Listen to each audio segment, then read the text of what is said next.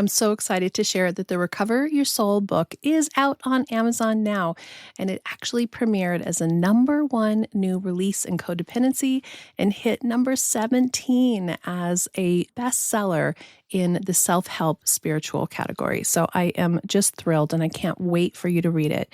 I hope you'll grab your copy, Recover Your Soul, A Spiritual Journey of Healing from Addiction, Codependency, and People-Pleasing.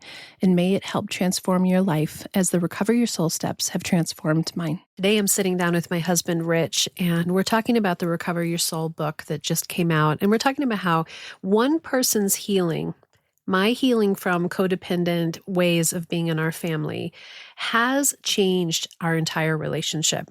It's not only changed our relationship, it's changed my entire relationship with everything that I see in the world. It's changed how I feel in my own skin. And there can be movement in relationships if both people are willing and wanting to move forward and to improve themselves and to learn from their soul's journey. Enjoy the episode. Welcome to the Recover Your Soul podcast and community, a spiritual path to a happy and healthy life. My name is Reverend Rachel Harrison. I started Recover Your Soul after having profound changes in my life from my recovery of alcoholism, codependency, people-pleasing, and control addiction. I was guided to share the tools and principles of spirituality and the Recover Your Soul process to help others transform their lives as mine was transformed. For us to overcome external circumstances, we need to turn the attention to ourselves, focusing on our inner change and healing. Positive results in our lives will follow. Welcome to the Recover Your Soul podcast. It's Rev Rachel, and I am joined today by my husband of, I think we're coming on 34 years together, Rich, joining me on the podcast. This is the first time she's ever put me on camera, so I'll do my best. If you're watching on YouTube, here we are in person. And if you are listening audio, you can go check that out. But we are at book launch time, Recover Your Soul, A Spiritual Journey of Healing from Addiction, Codependency, and People-Pleasing. And I wanted to bring Rich on. It's been a minute since he was on an actual podcast. I think it's been probably over a year since you've done one on the main podcast. Time flies. Doesn't feel like a year since the last one, but yes. So what I wanted to talk about today is to talk about the Recover Your Soul book, which is actually on Amazon. I'm really excited about this book because it's really our book. It's the journey of our time together, our healing together, our complexity of relationship and everything that we've been through. And I just wanted to bring you on to have a little discussion about how you feel about the book being out in the world first, and also how you're feeling about it in terms of an explanation of our lives together, our journey together. I would just love to hear about your experience. I think one of the top things I can say and share is that the way you have written about our family, a part of me was like, well, I think it's accurate. I mean, it's pretty simple. And not only is it accurate, but you don't go super deep into overtelling things. And at the same time, you hit really well on not only how it felt. Like for me reading, I will read it like I'm reading my own story. And then I also try to read it as if I'm anybody else in the general population. And I'm liking it from both sides. I think it's a really good portrayal of what we went through. I think it shows how hard it was, and it also shows how much opportunity there is to go through it and to learn and to come out even better on the backside. Well, it means a lot to me that you do think that it's an accurate portrayal, because one of the things I say early in the book is this is my experience. So it's not necessarily what happened, but it's how it felt to me. And of course, there's facts around it. And this morning you were reading it and saying there was a particular section where I talk about when we made the agreement to not talk about Alex and fight about him anymore. And we had no idea what to talk about. And it came back like I just plopped right back into that slot of time and how it felt and at the same time, I went right back to it, and I was sitting here in the future laughing at how accurate that was, because for like a year, we had nothing to talk about. We had no idea what to talk about because we'd just been fighting about the boys for so many years. I think the parents out there who have kids that are struggling are totally going to relate. To hopefully laugh about it. But if you're in it, read the book. It'll help. So one of the things that I really appreciated about the foreword that you wrote, and you wrote the foreword before you read the book, that you acknowledged that this work that I've done in my own healing has affected change within our family and within our relationship. And I don't want to ever encourage somebody to do the work because it is going to fix all those things, because there's no guarantee of what's going to happen outside of that. But I would say, I can promise you that there will be change within yourself. And in that change, there will be positive change around you. But will you talk a little bit around what you feel like, especially in the last couple of years, has been the shifts in our family? So when I talk about this, I find I need to be careful to not say how far you've come and how awesome you are now compared to how you were. Because she hates that. I generally hate it because I love hearing you say nice things about me.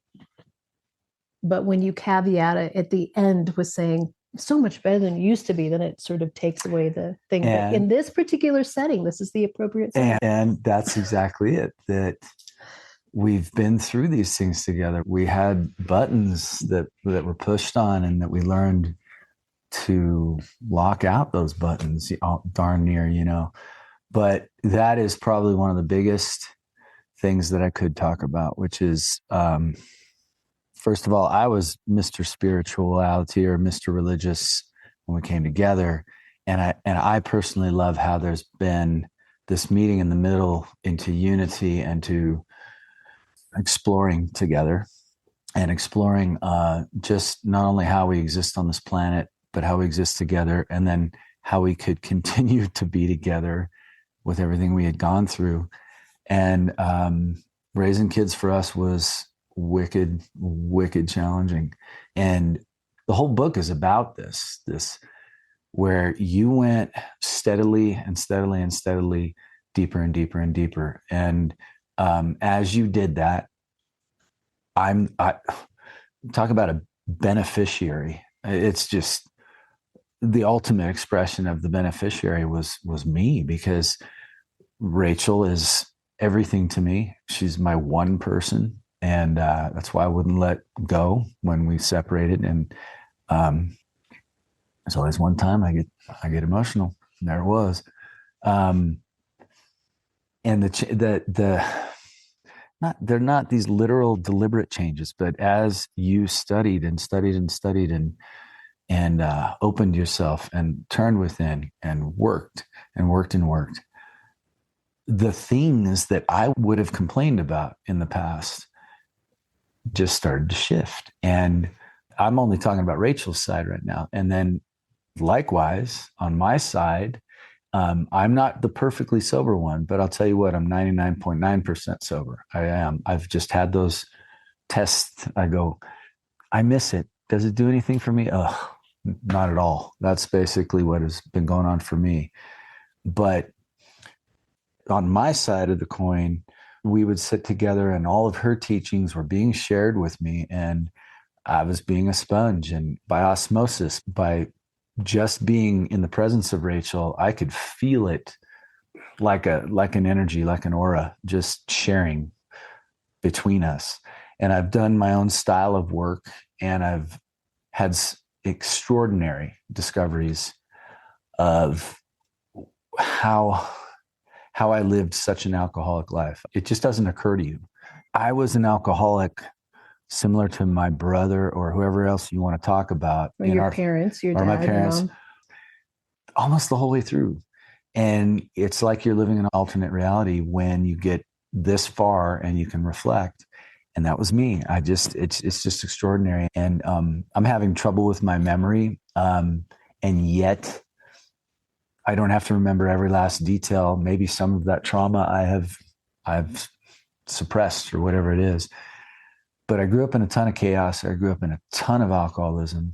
And as Rachel studied and studied and studied, and the fruit of which is in this almost this manual, this autobiographical pathway, I healed. I got so much better. I was so much more able to reflect on how I walk through a day and through the world. And where I used to be called out for being angry, and I would defend and go, hell no, I'm a energetic, a thrill-seeking alcoholic, right? Well, that's what I was, and Right. I was angry, and I'm a different. I think. Am I a different person? You are like 90% a different person. Can I lean into your own anger for a second? Yeah. So I think I can't remember if it's in the book or not, about the therapist that said you were angry. I'm pretty sure I put that in there. Yeah. So we had our coach, who was the first person who just didn't sit there and kind of let us argue with each other for an hour or whatever we would pay for that never got anywhere. Jeff was the first person that sort of called us both out and called you out as being angry and me out as being codependent. And I got angry, and I got angry when he called me out for being angry. So if I've shifted over the years of not being controlling, and you've shifted it not being as angry or intense, talk to me about the intensity. Like, what awarenesses have you had around that intensity that we both continue to work on ourselves? We both recently have been affronted with some reminders of our shortcomings out in the wilds, but we're handling it in a way that I think is so beautiful, because we're curious and we're interested and we are reflecting with each other, and we're using the Recover Your Soul process to want to grow and learn from it. So what have you learned about that intensity and anger that's been beneficial in your process of healing? We'll be right back. I just want to take a quick moment out of the episode to personally invite you to join me at the next Recover Your Soul free Zoom support group. We meet the first Monday of every month from 6 to 7 p.m. Mountain Time. We talk about something in the Recover Your Soul process. I answer questions, and then we break into small groups for connection. You can register on the website, recoveryoursoul.net. And if you've registered in the past, be on the lookout in your promotions folder for that reminder email with the link. I hope you'll join us. Let me start with a crutch and just talk about my favorite, my homie, Eckhart Tolle, and the Bible for me, which is The Power of Now. So my intensity is like, you think you're clear on something. I'm not even going to describe it as you think you're right. But there's also that saying, do you want to be right or do you want to be happy? Do you want to be right or do you want to be at peace? So sort of in that genre is like, you really truly believe something. You think you're believing it right here. And then the next person doesn't see it that way. Mm-hmm. That's almost as simple as that. And in my family, especially, it was just like heated battles over whatever it was, fueled by the kerosene of alcohol. And it was just pure insanity. So if you go from that to where you start to calm down and gain some awareness and some consciousness, and then back to Eckhart, who describes it as the me behind the me, your consciousness viewing yourself grinding through your mind. If you can just step out of the situation, view it, pause, calm down, see the silliness in yourself and the other person and the situation, all of a sudden the whole thing, it's not that it doesn't matter anymore. Sometimes I'll just say none of this even matters if I need that, just to be able to step into that special spot where you can see the situation for what it is and not have to be right. And not have to battle and not have to compete, because there's something about me, like in the dog world, dogs are like, who are you? And they bark at me. I've got some thing that triggers. I think I got a thing that triggers people. I don't know what it is. It's like, I said to my coworkers the other day, I said, I have the Midas touch with art and material, but I do not have the Midas touch with people.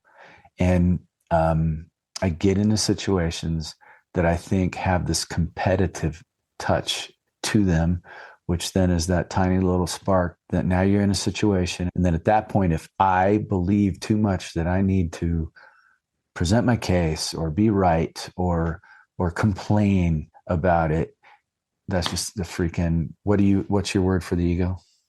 Identity. That's just an identity spiral. It's just a coil of bullshit. Sorry. And in the last couple of weeks at my brand new job, I found myself in a very sticky situation, and I got to practice with 9 other guys to just be calm and be kind. And that was not the way that I was brought up in.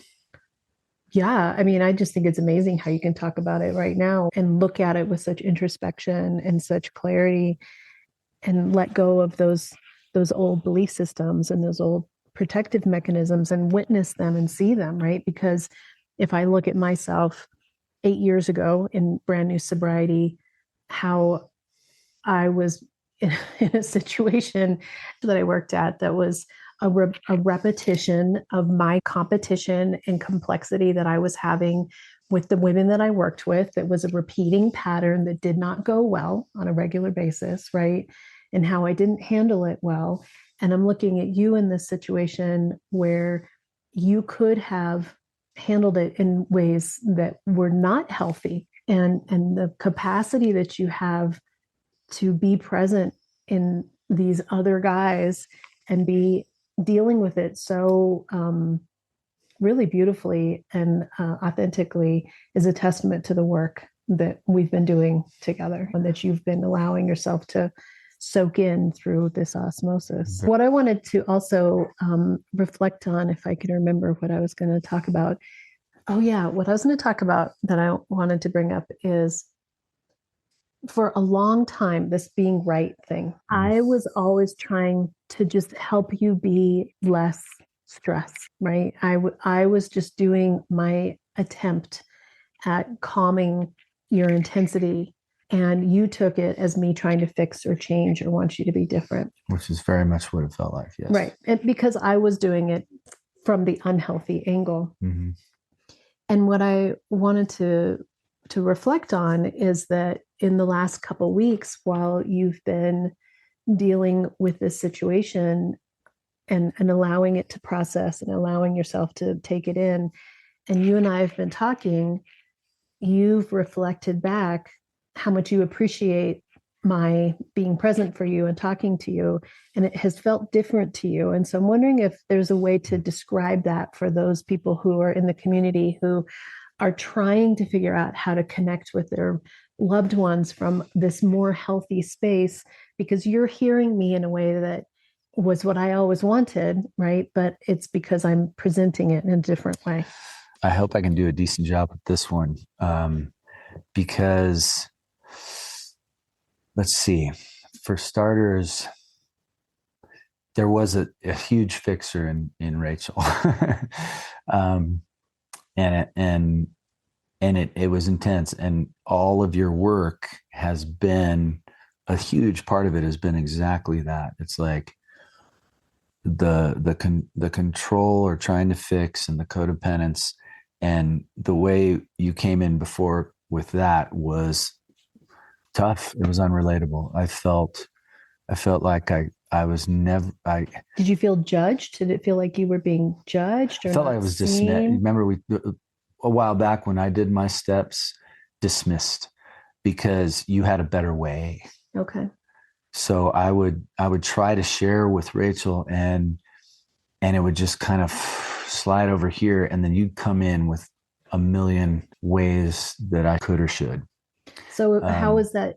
Because I think I'm only referring to the past right, at this point. Yeah. Because I think it's such an interesting topic, because we always have insight or opinions, right? I wonder if the safety that we've worked really hard on both sides to establish in our relationship, which was what was lost, we both felt unsafe, allows everything to sort of have more capacity to be present with, because I'm still giving you my opinions. I agree. And that's where I was leading with this. You know me, I'm a long storyteller. So So as we come along, we gain trust, we gain tools.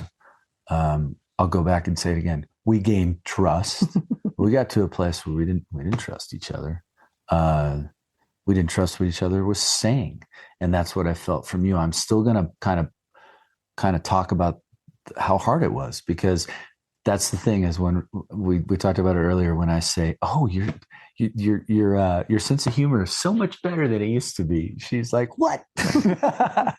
But I'm the kind of person that loves to see how effed up it was and all the steps and where we're at now. That just speaks to me. That just makes me feel like I'm evolving. So yes, I think all of those things, it's like cooking a meal on the high end, the shows you like to watch about these chefs. You can cook something and it can be good, but if you've spent enough time, if you've done your 10,000 hours, we got the trust, we got the communication, we got the tools, we got the vulnerability, we've got the self awareness. Mm-hmm. And right in there is that magic that I'm not even sure I could properly describe. But the funny part is that we used to think that we didn't even think the same, that we weren't even on the same planet, that I couldn't even get you to understand the point I was even just barely trying to describe. It was that bad. Now it's completely 180. And the best part for me, and I hope I can just throw this into the screen, is that it can be a simple thing, a medium thing, or even an intense thing. And now I speak and I know you hear it and you actually agree with me. There's like this, like, oh yeah, I can see that now. And I can see why you're feeling that way. And I can see what you think about that. And it's like, you feel like you have a teammate now instead of being on two sides of the soccer field. I feel like one of the things that I recognized in myself was it was hard for me to hear you be frustrated. Yes. And yes. so I was trying to immediately stop the frustration. Yes. And so I almost didn't know how to hear the frustration and give you validation on it, because what I really wanted was to give you a fix so that it would go away, because your frustration made me uncomfortable. Yes. And now I recognize that your frustration is your frustration. Yes. And you're entitled to your frustration. And it's and not, now you can help me with and it. it's not my responsibility to fix you if you're frustrated. And I have compassion for you when you feel frustrated. Which somehow is doing so much less and having so much more impact. Right. Yeah. And so, part of that is that we both have our things that we enjoy doing that have a lot of separation, right? Mm-hmm. So it's like if you're in a space where you're feeling a certain way, I'm less likely to follow you around and try to make you not feel that way than I am to remove myself from the situation and just let you. It's like I realize it's not a reflection of me somehow that I've failed somehow because you're having a hard day. Well, that's very much in your book. And it's the whole family, right? But then in the end, what I think is so interesting is you have less hard days. Yeah. And you have frustrations, but you have more capacity to witness your own frustration and have tools that you never had before to deal with them. It makes it last 5 minutes versus 5 days. Right. I mean, that's the relief you can receive. Yes. So the last thing I want us to talk about, just because I think it's an interesting tool, I've talked about it in a couple of podcasts, but you named it relationship Jenga. So I think it's such a good tool to have wording for. So one of the things that happens with us sometimes is is a little something will happen, but we don't address it right away. And so Rich described that as being a Jenga piece gets pulled out. I'm going to have to go hard on you here to truly express where it came from. Back in the hard days, it would just build and build and build and build. And I'm talking about for Rachel, for you. And I'm over here like, la, la, la, la, la, whatever my defense mechanisms were, which was probably like, oh, that's hard, but that's okay. Let's go have a drink and have fun and it'll go away. Maybe that was me. Okay. But by the time Rachel would lose it and just need to yell at me, which I wish she would do way earlier, it was like pulling that piece off the bottom, and that stack, I can't even get it on the screen. That stack here, about like that. Okay. Twice as high as that. Just all over. Is that okay? Mm-hmm. That's about how it went. And one day, that's how I described it. I was like, I mean, come on. It's like this tower, and boom, it finally goes. I've read about this in the book, and I know people will relate to this. It doesn't mean the person does something and you get hard triggered and you got to just go bah, and spout back at it right there. I mean, that would be another not great way of approaching it, but it would go on for a long time. And then that one little piece would come out. I liked the way that it was described because it's helped me in my own mind to work on the conflict in a different way, because I'm so conflict avoidant that I don't really want to deal with it. And so pulling out a piece and pretending like that piece is fine was my way of dealing with it. But now that I can see that if you keep pulling pieces out, that eventually it's all going to come crashing down. And one of the main things that I always am working on and sharing and hoping that people get is most of what we're working on is within ourselves, because we're just always in reaction to somebody else that's really our own thing. And yet there's real things happening. Like if you're in a particular mood, it is going to affect me. You know, it's not like I can just ignore you completely or pretend that you're not feeling however you're feeling. Same with me. Sometimes I'm having a hard day. It's not like you can just pretend like I'm perfectly fine. But when there's a cut, when something happens, or when you say something that smarts or hurts, I think I was so afraid to talk about it in the past rather than just to kind of be like, ouch, you know, that kind of hurt. And then have a little process moment with it and be able to address it in those times so that we're putting the Jenga piece back in and it stays more stable rather than having a big blow up. And it just automatically got so much easier for each one of us to come from each side with that. And like now, when I'll say something and I could have said it better, it's just as simple as that. I can feel it. And I know you felt it. And we don't go like this and we don't get as mad in the front end and we don't hold it too long in the back end. And everything just gets better. The ability to have life not be perfect and stay joyous and happy is so much easier. One of the things that you do that I really appreciate is after you've had one of those things and you'll come and find me and you'll say, I'm sorry, I could have said that nicer. And that means a lot to me, you know, and I think I've gotten better at saying I'm sorry too, since that was something that I never like to say. What I've realized is on this first ever video podcast for me, I've been talking about you the whole time. Like, oh, she used to do this, she used to do that, she used to do this. Like we were in therapy. This is like when we were in therapy, and I would just point at you. I hope it's not coming off that way. Yes, Rachel, you were not a big user of the two words "I'm sorry" for a long time. Some people overuse it, and it means nothing, right? So there's definitely the balance there. Well, I'm excited for the book to get in hands of more people. And one of the things that I want to say is how much I appreciate your willingness to let me write our story. And I've told the story before that I was working on the book and I really had this awareness that it could be hard for you to have it. And I came in and I said, maybe I shouldn't do this because I don't want to hurt you. And you said, don't you worry about me. You do this. And that meant everything to me, you know, that you would support me like that.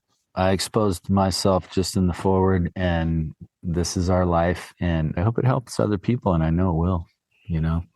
Well, we're certainly not the only people who have struggled in marriage or had complicated raising children years. You know, that's the truth. Yeah. We got together in July of 1992. So we're about to celebrate 34 years together. And I have a photo gallery on the book resource page that shows all those years. And man, we were young and naive and innocent in our early 20s when we first met. So check those out, because I like that when you get those visual aids to a good book. So yeah, we've been through it, and I believe strongly in our soul journeys, and that one of the beauties in our relationship. I'm never saying that everybody should stay together. I don't think that's that's my messaging ever. I think that in each relationship, it's about really looking at your own soul and looking at the potential for growth and healing. And I'm grateful that you were invested in that for us and for yourself. And I say all the time that I get to be who I am, and you do that for me. You give me space to explore and be myself, and you encourage me on a regular basis to really stretch and do that. And I hope I do the same for you. Yeah, we've come a long, long ways. Thank you for your work, my wife, and thanks for, I don't know if I should thank you for putting me on camera, but yeah, here we are. Here we are. All right. Thank you so much. And we'll do some more together. And I just appreciate it. So thank you. Thanks, honey. I love you. Love you too. Until next time. Thank you for trusting me to be part of your journey to recover your soul and being part of this incredible community. There's so much going on, and I hope that you'll get involved. First, I want to invite you to our free first Monday of every month support group from 6 to 7 p.m. Mountain Time on Zoom. This is where we come together in community, meet in small groups, and connect on our Recover Your Soul journey. I'm so excited to announce that on April 13th, the long-awaited Recover Your Soul memoir around my walking the steps that created the Recover Your Soul process and how it profoundly changed my life from codependence, addiction, people-pleasing, an unhappy marriage, an unhappy life to what I am living today, peaceful, happy, and free. I also would love to invite you to join me for the Friday Recover Your Soul bonus podcast, where you get an additional episode taking a deeper dive into this amazing restorative process. You can become a Patreon member or an Apple Podcast subscriber to receive over 200 past episodes and get a new episode every Friday. Free members on Patreon have access to listen to new episodes for the first week. And of course, I'm on social media, and I'd love to have you follow Recover Your Soul on Instagram and Facebook, and even join the private Recover Your Soul Facebook community. If you enjoy Rev Rachel's meditations, I encourage you to follow me on Insight Timer for an entire catalog of guided spiritual meditations. All of this, along with ways that you too can work the Recover Your Soul 9-step process to healing and awakening, can be found on the website recoveryoursoul.net. And lastly, thank you for sharing this podcast and community with any friends or family that you think that it would support their spiritual journey to healing and awakening. And those 5 stars and great reviews help us spread the word and increase the algorithm so we can reach even more people. Together, we can do the work that will recover your soul. The Recover Your Soul podcast and its content is for educational purposes only and is not allied or representative of any organizations or religions. It's based on the opinions and experience of Reverend Rachel Harrison. Recover Your Soul claims no responsibility to any persons or entity for any liability, loss, damage, or cause alleged to be caused directly or indirectly as a result of its use. Applications or interpretations of the information represented herein. Take what you need and leave the rest.